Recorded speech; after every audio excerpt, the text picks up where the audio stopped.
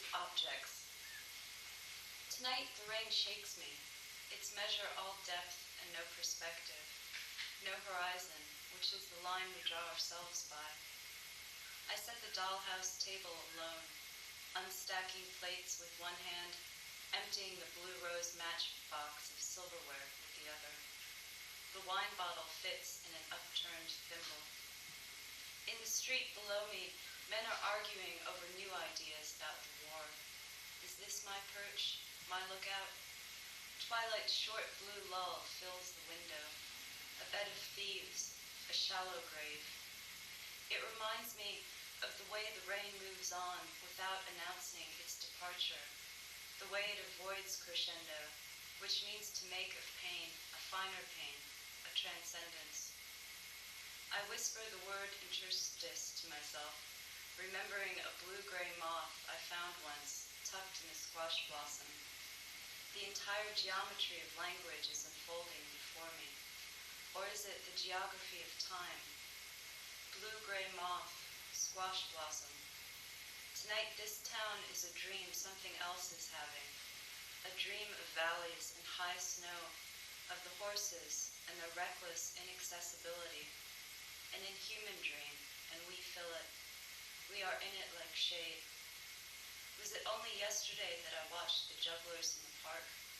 They started with fruit, then juggled torches, then balls made of twigs and hair and paper, balls so light they hovered for seconds before settling in their palms.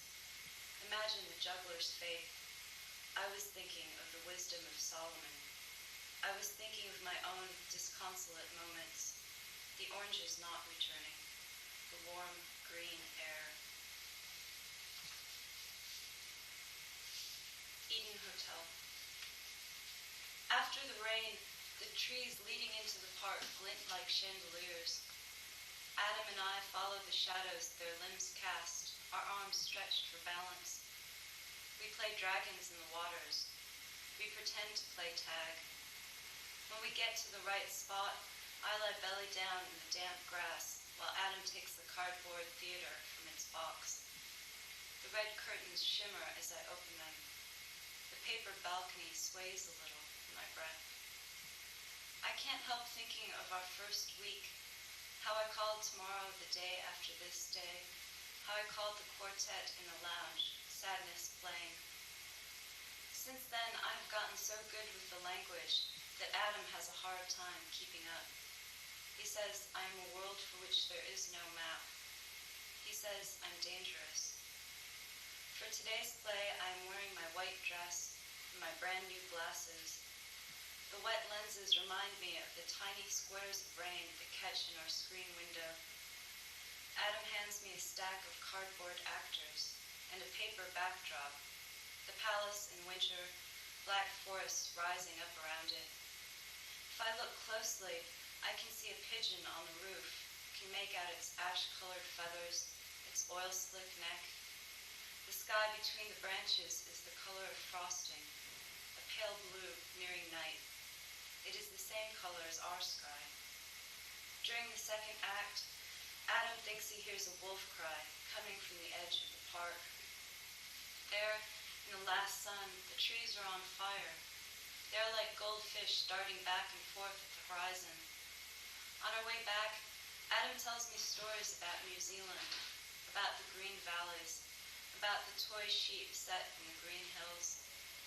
We stop at the bridge and watch the still surface of the river, which seems to float above itself, the way light floats above silk. There is only one message for us at the front desk, the one I keep leaving him. I love you so much, it reads, that for you I have translated the secret name of this hotel. It is choosing to stay.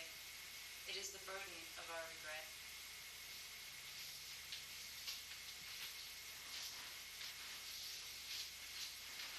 Mr. Fortune and the Rabbit. March has a three-part sky.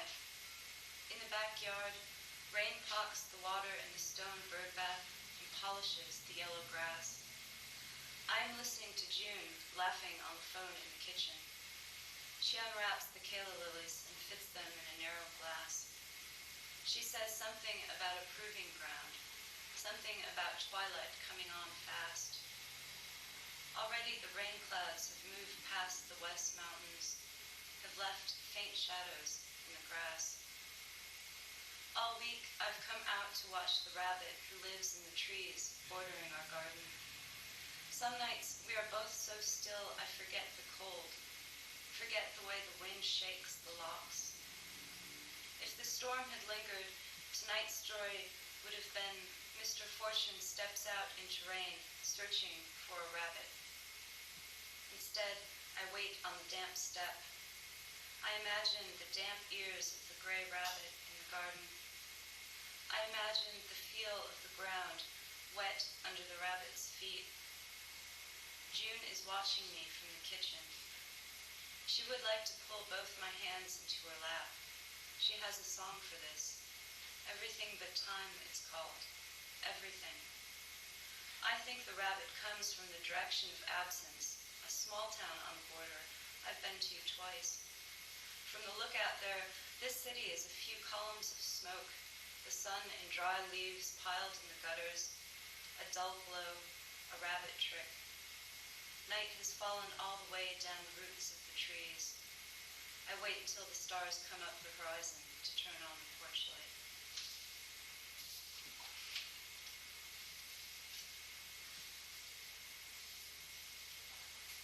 Pandora dreams of immortality. To comfort me, they said the law of matter precluded any real banishment. I'm not sure I believe it. Each day things seem thinner here, more sparse. What light there is collects on the hill behind this hill, and the train's cars echo the landscape, moss and rust and grass. All week this same elephant sky, the clouds turning from gray so fast I hardly notice the going shades of rose and smoke, or the amber leaves lighting the wet blacktop. Tonight I am painting the past as I think it, from a theatrical distance. I'm painting it so you can see me. The townspeople crowd, mercilessly bright and tiny in the gold noon, a swarm of gilded flies. I am behind them, closest to the horizon. I'm working on perspective here, which is the seed of self-knowledge, of self. The way, when I left, they said the box was big, though it was not. I wore it around my neck. I lost it in a pocket. It was smaller than the eye of the sparrow, and the lock fell open that one time I brushed it with my thumb. Desire is in all things, said the box. I add some brown to the stone houses of the shore, fishermen's houses. There is the smell of fire there, the smell of sulfur. It reminds me of the pig farm where women sold cider and cake donuts in the fall. It reminds me of the first night I told my husband he was my favorite animal. The sky in that scene is the color of salt, and I've left some room above it for the storyteller's house, which is a paper house, a candle box. I am inside, taking inventory. Here is a rash of pollen, small and yellow on the windowsill, and here a bottle blue horsefly kicking against the screen. Here is the story of the word house, which is the story both of what we live in and of what lives in us. There is nothing else.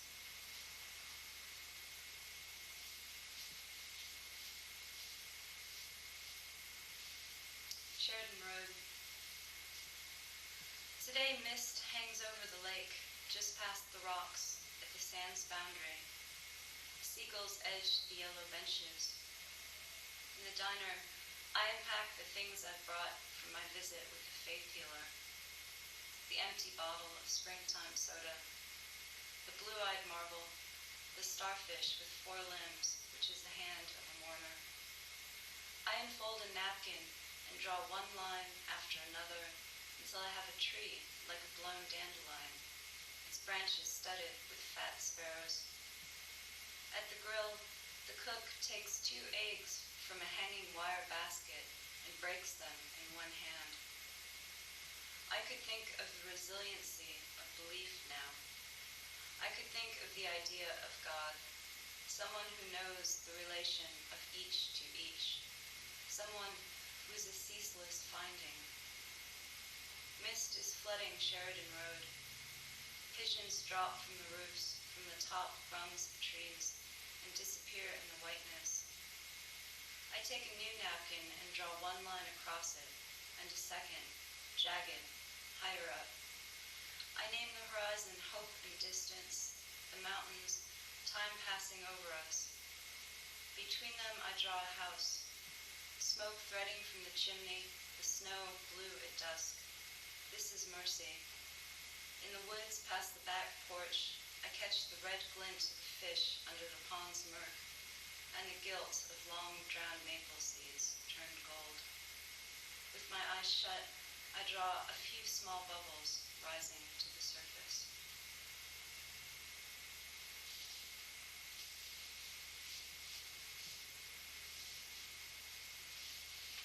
Hotel.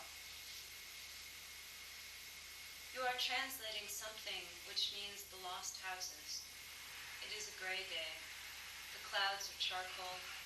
The few open spots of blue have been sewn in.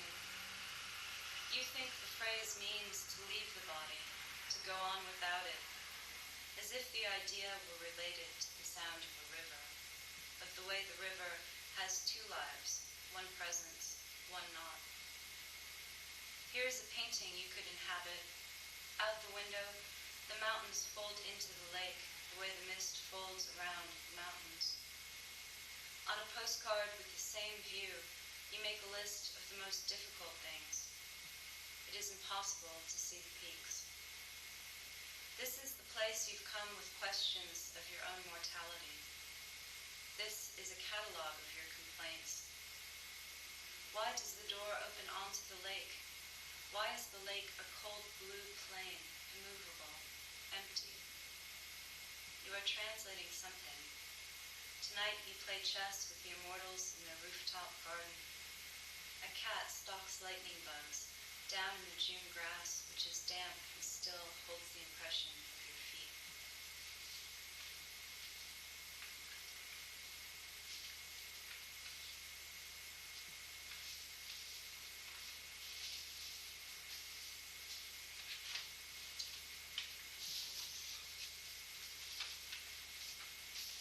Kingdom. What I had read about the letters stayed with me. In them, I could hear the thud of mangoes falling in each of the 7 palace courtyards, and the boys singing on the street behind the high brick walls. When I get to the old city, it is empty. No one is selling sugar skulls in the lost market. No one is yelling from the maze of shadowed doors. At the train station, the men taking tickets have disappeared, and only the statue of a soldier on horseback faces a few toppled benches. Everything here wears its own unreadable expression, even the wind, which is soft and tastes of grass or wet stones. I'm lucky enough to find a room. I'm lucky that from my bed I can see the courthouse clock keeping its luminous minutes and the 10,000 white windows of the night sky. What would it mean to be newly human? Already I understand that words are like stars, messages sent from a dead place by foreign correspondents. The first one is, in the beginning we saw that we were not God and were ashamed. When the fog rises, it is more than fog. It is a boundary on an old map. It is the absence which will not be drawn in. Tomorrow I will wake early to tour the outskirts. I will cry over the most beautiful ruins, the mosaics, the marble fountains. I will crawl across an intricately tiled floor, weeping. This is the smallest hour. Nothing is mine.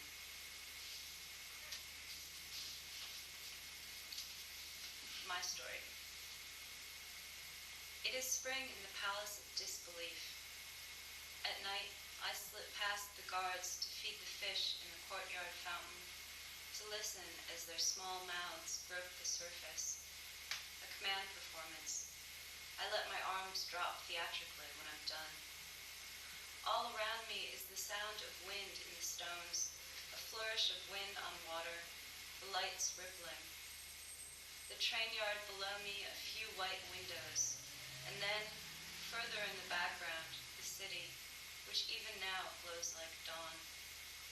The early train is elsewhere still, and dark. It is a penny in my pocket. It is the exact shape of grief. Is paradise the mind not in search of an equivalent? Not saying this, not saying?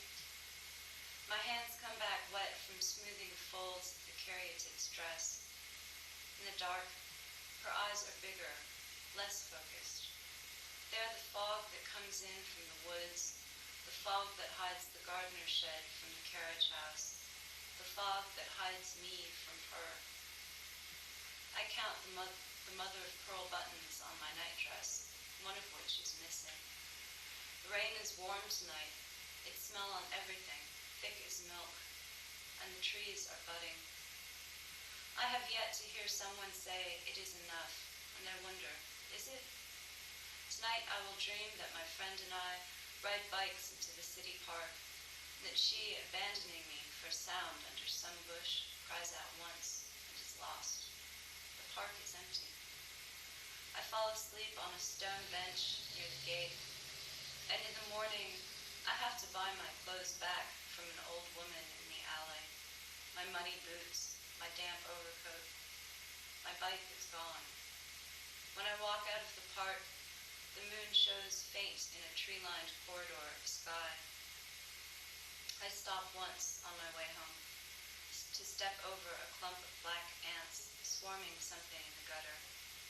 I have nothing further to add about my childhood.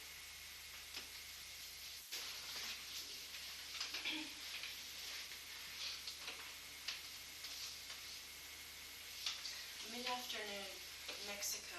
The sun comes down hard between buildings where we slowly, ridiculously move, choosing pictures like it means something, ones that transcend culture, cradling the canon, an acceptable article. It gives us permission to watch children running through the skinny streets with sticks and the one little girl in a dark doorway shyly smiling. Paul holds up the camera and goes, "Photographica?" And she stands swinging the dangling doll in her hand. 5 o'clock comes, more cars now, and men in sleeveless black shirts amble in the shade of awnings and slanting sun. They slouch with smoke and sweat and Saturday sex, and all around the stucco, the dust, the hot broken sidewalk, they look pure, these men, like they're not waiting for anything.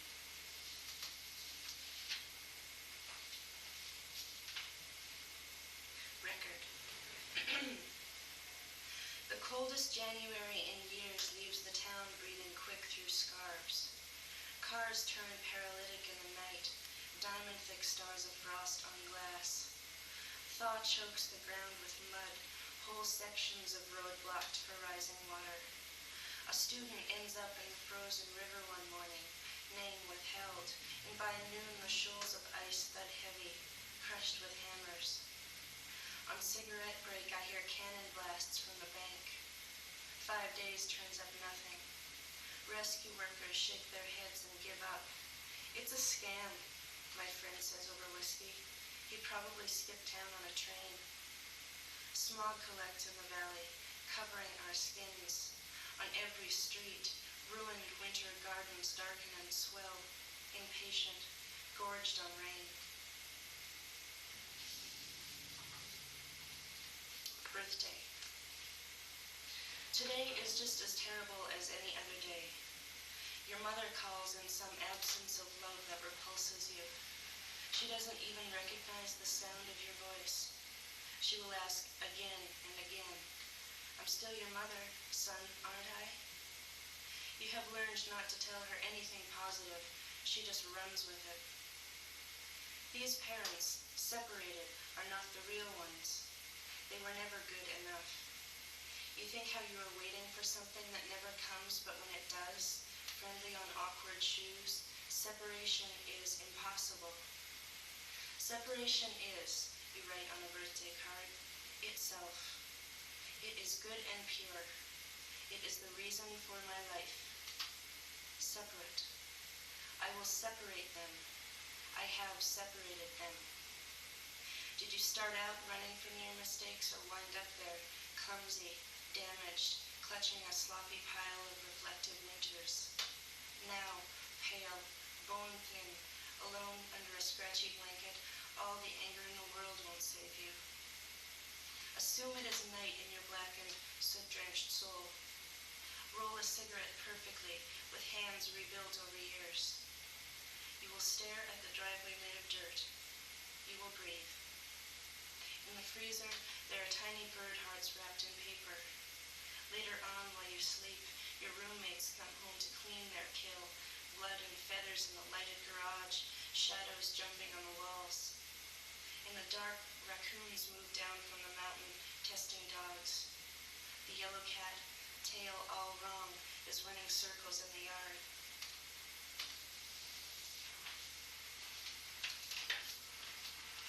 Duo. All around us, the night pushes hot breath at faces. Those who are able to sleep run at it, shameless, relenting. I am dreaming. In this dream, I've wandered into the trees, away from the sisters.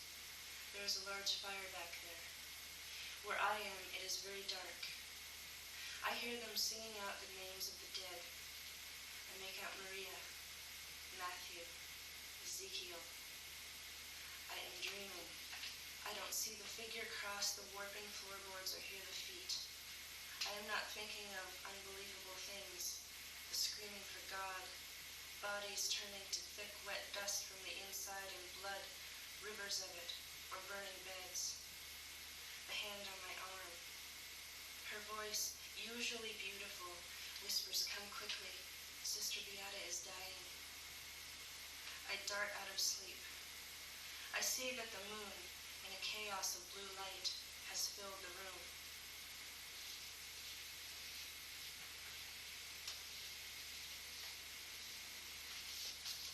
Howard Hughes wanders out of his suite in Vegas before dying, something that never happened. In stories, the desert is always first, omnipotent, the earth in fever dream, where it's easy to die with the answer to everything, except nothing needs one, and there's very little water underneath, and animals can spot you from miles in the dark. Here, too, is quiet, hard breathing of some invisible beast. Start to set the sun and see a building, big like the others, shimmering in pockets of heat. Inside, they sit all day and play chants. Savor this communion, the slow death of drink in your bones. The men upstairs stand around. You can't tell from their faces the subject, whether it's baseball, love, or divorce.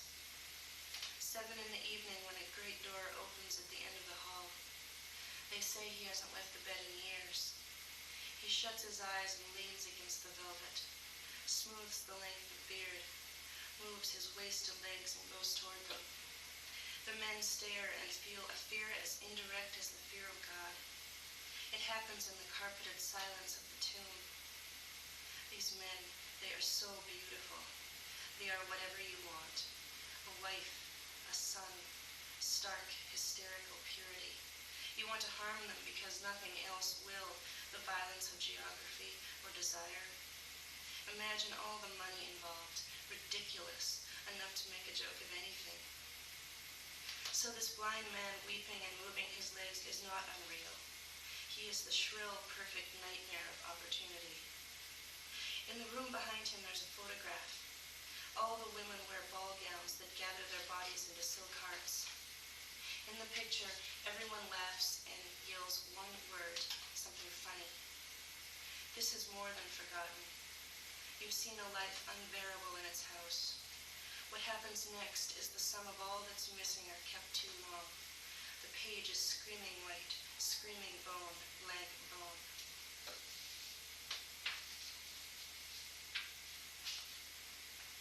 Bar, Madrid, 1958. Sleep is a wild thing I chased by the river. 1,000 yawning doorways make their way to my bed. In town, there is always some arguing, one heart too big and one devouring one, darning, small. Last night, a man I have not seen before drowned his pain to this music, only to be wrecked by the songs of heartbreak.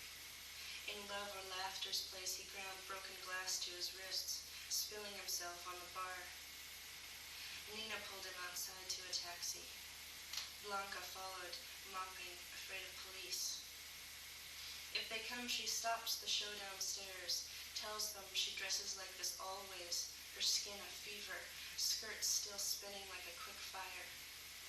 The flamenco I love because it's lonely, she'd been to me one night, flying through my mezcal, beating no sound like wings of smoke. She loves a mathematician who paints the walls of buildings with faces and names. My sadness eats me like a strange flower. Today it rained. Late morning merchants covered their jewelry with tarps. At noon the streets were sweating. Steam danced around our feet.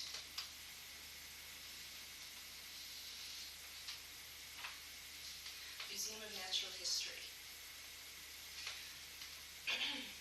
Rick, the guide, has hard, thin lips. Suspicious. Chalk white light bleeds here and there like flowers on a lotus. Your eye catches hold of a brown thing with fake fur, chromosomical idiosyncrasies, attachments of a wind-up toy. This place is full of plastic eyes that hate. They hate the velvet cages. They hate everything you have to offer. It's easy to grow steady here among the paleoliths.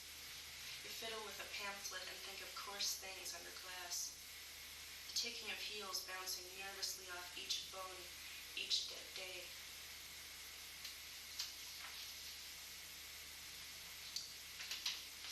This next one I'm going to do is, it's an acrostic poem, which is where you write a word down the side of the page and then the poem sort of sprouts off from there. And this poem was made from all the names of the books of the Old Testament. So it was a little experiment. Great, endless nights, innumerable, sustained inside the souls of enviable holy men. Xylophone jazz plays on the dusty turntable, old, unbelievably sad.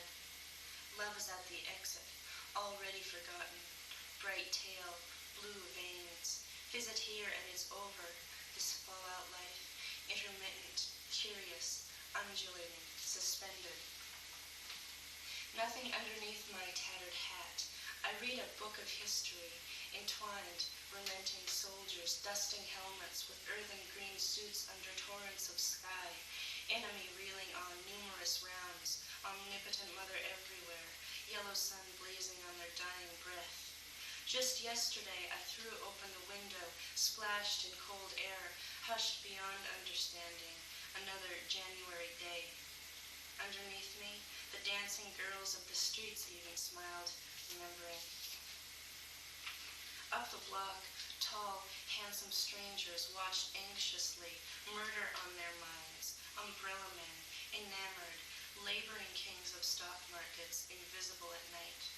Give them several crazy kisses here, ringing over nice furniture, inviting ceaseless lessons in enterprise, sustaining grace in starched shirts. Peppermint ropes, offering various nameable sins. Emily has red hair, blue eyes. She's eccentric and careful, the classic lovely evening serendipity of innovation and style.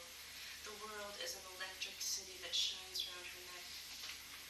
Sometimes Ophelia loves obscure monologues, like Oedipus. Never identify such an icon. Anchor hermetically jaded, the edges of earth, the race for explosion. My imaginary friend always has legions of amoral meditations. Einstein nobly translates all tonality, immediate, objective. Now I can sleep on the easel like a zenith, expecting nothing. Kill now, identify later. Eat their lazy hearts, dandelion breath, angels of my noblest illusion, epitomize the lingo for me. Hurry up, get the opium set on either apparition Jeremiah, old elegant lover, and then make an oil of serpent, obey the biological atrocities so destructive and instrumental, albeit hollow. Meanwhile, jibed out olive nymph agonizes over her man. Ice melts when he kisses playful, aligned, hopelessly near the artery, humming utopia, utopia, my beautiful young bride. How many ambulances burn down alleys here? I nod at kites under kangaroo clouds, zipping elated between planets and dreams. Horrible mornings, another neck in agony, hiding less than perfect hips and A-lines, germs germinating all over. I want a zoo in my head, earmarked pornographic calypsos, hailing amazing riled-up Italian men affixed on me, my hair more bright, apricot color maybe, luscious Aphrodite complexes hailing taxis, no afterward sadness. I want to scream, I and others like me wrote the word, the book of stories.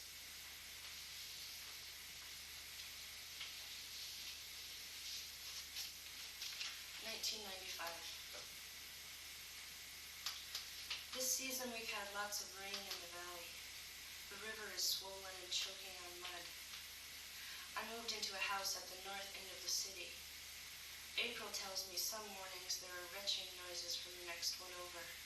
It's early when this happens, just before the sun comes up over the highway. Already we've neglected the yard and filled the sealed-up rooms with smoke. The cats we aren't supposed to have play all day. They crawl over the table when we eat. The dark one, mine, she's intense. She'll pace and stare at nothing or watch me. 2 blocks away, the tracks moan and trains roll in, squealing from the weight of metal. When it's quiet, when you sit inside, the sound is imperceptible. It's like a heartbeat you feel more than hear. One night we lit some fireworks left from July. The rocket shot up and burst white, a spectral veil throwing light down the block. Later on, after midnight, an ambulance came. 2 men took my neighbor down the walk and put him inside. In the morning, I saw dog tracks in the yard. New snow covered my half-dead car like ash. Boys working for the management come by to haul away boards and shreds of carpet. We watch them, then day fades out. Somewhere someone is listening to voices on the radio. Somewhere a man goes into a bar with tips, counting from 10, blood thick in his legs and back. Money's low. Rick moves into the extra room. He brings lots of kitchen stuff and 2 more cats. I stay up late with him and hear stories about the South, the dark, heavy heat down there. On Bourbon Street, he tells me, they all go crazy at night. I lick salt from my fingers in the bright yellow kitchen. I lie down on the lawn and my sad friend covers my body with leaves. He puts them under my head. I want to stuff great fistfuls of leaves in my mouth. I will walk for hours in fog from the rain and city smoke, past the rail yard, the broken bodies of trucks covered with rust. April goes terrible rounds with her lover on the porch. They hit and cry and fall asleep curled around each other. She thinks about dying, of being torn apart by beauty, how one day she'll climb up and out and never look back. I go to bed suddenly, making no sound, getting the lights. It's December. The year ran through me too fast. I met devastated people drinking alone on Tuesdays, their warm, dreamy voices making diamond mist outside, and I thought, forgive me, all of you, for what I have done in desperation, for this hunger rearranging my life. I confess I was paralyzed in the face of it, the words, the eyes, the beat-up hearts, the reflection in glass.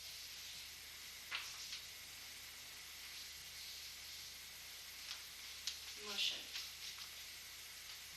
He was born innocent in the lengthy heat of summer, his mother still torn from the dead lover, the father. Her face had aged suddenly and finally, a propensity like spoiling cream under the rough hot sun. Friends caught the sight and feared it. They held fast to young life in their own burned beds. The season thickened and cooled, fall settled in and the child learned sight. He seemed everything ripped from his mother when the man fell ill. He challenged the oldest oaks, running between them like a live line of fire. In the new snow, making angels, all movement, muscle, and blood. In 10 years, he was old enough to think corrupt and bulk.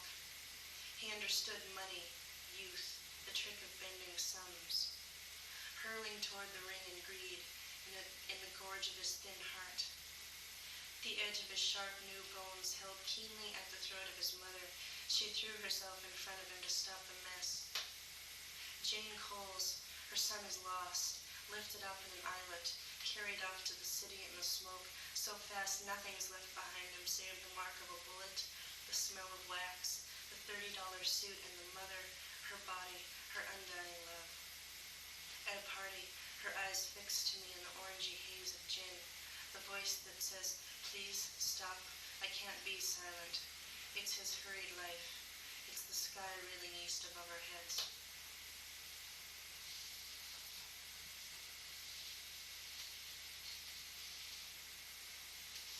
Patterns. The books you read fill your head with the ache of what's missed every time. You'll die from it, desire. I imagine the pattern, the exhalation, then the legs go from under you. When I touch those burns on your hands, you shrug, say, "Sometimes I see a woman walking by and she's so beautiful that I just want to hurt myself. There's nothing else to do." Today I looked for houses and bought an orange skirt that goes all the way down to the floor. Later I sat in your kitchen and felt the edges of my life at my elbows like a blade. I dreamed we said terrible things to each other. I looked at you, already braced for it, the familiar. We'll get in the car and drive somewhere else. Pretend we're in love, are so foolish we wind up trapped, burnt out, miles from anything desperate. Gone from our heads, what's illuminated for a second, cast off, reeling with loss. Weeks ago, we drank until the words didn't matter and they rolled off our tongues like breath. We went outside and the end of day loomed lighted in blue. We stumbled down the street and forgot.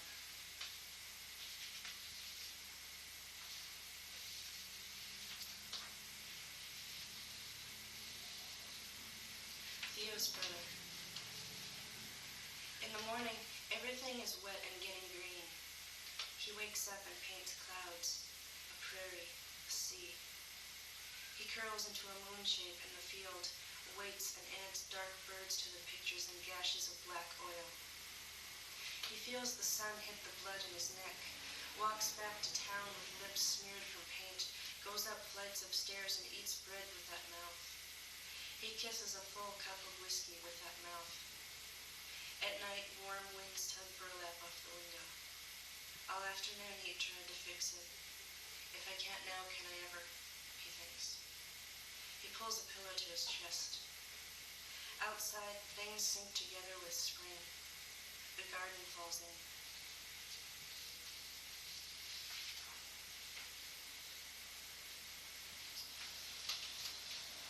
These last two are about Jack Kerouac.